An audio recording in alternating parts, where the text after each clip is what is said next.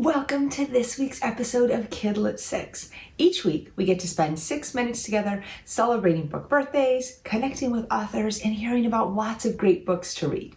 As a reminder, all the books mentioned in today's episode are listed down below, so if you hear about a book that sounds interesting, you can look down there to get all the details. Now, this week, we thought we'd ask a couple authors a question. Would you rather discover a hidden treasure or a living dinosaur? Let's hear what they had to say.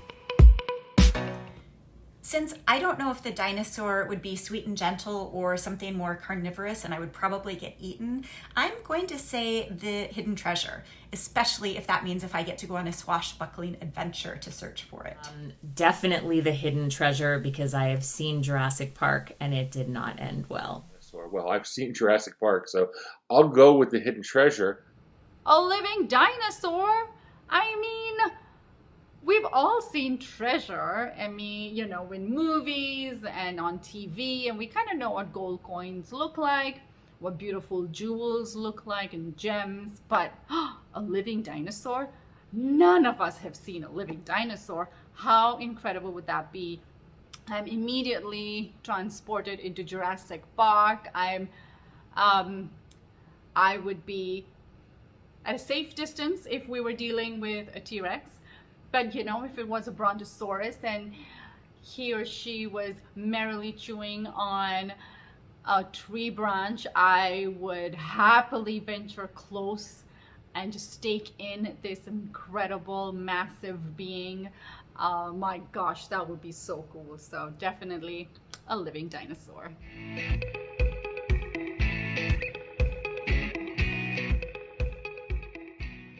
Hi Kidlet 6, I'm Reina Alegre, author of The Dreamweaver, out now from Simon & Schuster Kids. The Dreamweaver is about a 12-year-old girl named Zoe who helps save her grandpa's beachside bowling alley the summer that she moves in with him at the Jersey Shore. It's a fun book about Cuban American heritage and about family and about friends and about finding where you belong. And if you're looking for a contemporary read, I hope you'll pick it up. And if you're looking for a fantasy read, then I really enjoyed Anya and the Dragon by Sofiya Pasternack. It's a lot of fun, as the title implies. It's about dragons and magic, and it's a historical fiction, and it's just a ton of fun. So if you're looking for some great new reads, please check out The Dreamweaver and Anya and the Dragon. Thanks, bye. If you were going to make a movie, what would it be about? That's the question the main character in this week's Kidlet 6 Book of the Week needs to answer. The book is Any Day With You by Mae Respicio. Kaya and her friends are going to a creative arts camp where they're working on a short film to enter into a contest. They decide to make a movie about the Filipino folktales her great-grandfather tells. And then he tells her he's going to move back to the Philippines, and she decides she needs to do anything possible to convince him to stay. If you are a reader who likes stories about family, or if you're interested in movie making or special effects, then you'll want to pick up a copy of Any Day With You.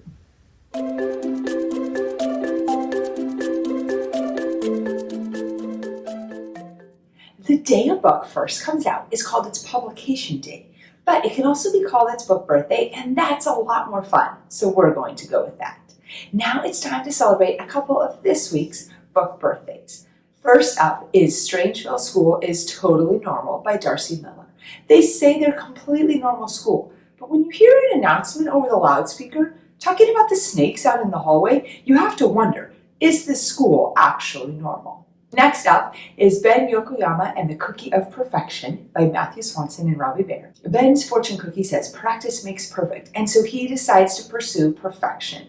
But when Ben realizes there's a cost to the pursuit of perfection, he has to decide if it's worth it. Now, the best way to celebrate a book birthday is by actually reading the book. So head to your local library or bookstore and pick up your copy of these books today.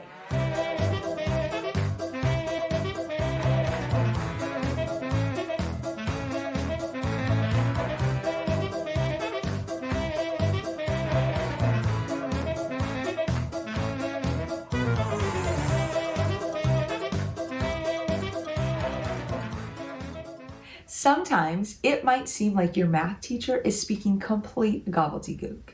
Do you think you can create your own sentence using the word gobbledygook? Try creating a sentence and then share it with us on social media at Kidlet6. Thank you for watching this week's episode of Kidlet 6. We'll be back next week with our top 10 favorite books from 2021. In the meantime, we'd love to hear what you're reading, and you can email us at the email address listed below. We hope you have a great week and happy reading.